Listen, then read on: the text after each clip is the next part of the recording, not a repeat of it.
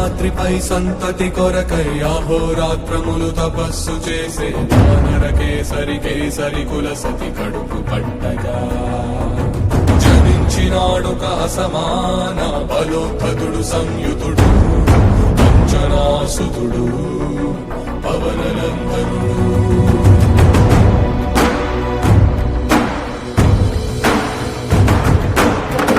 కిరణముల ఉదయాత్మి గని అది పండిన తీరని పంటను కొడు సూర్య మండలము పట్టి తినాలని ఊళ్ళూరే తన దేహం నాటున రవి మరుగై జనము చీకటై పోరా.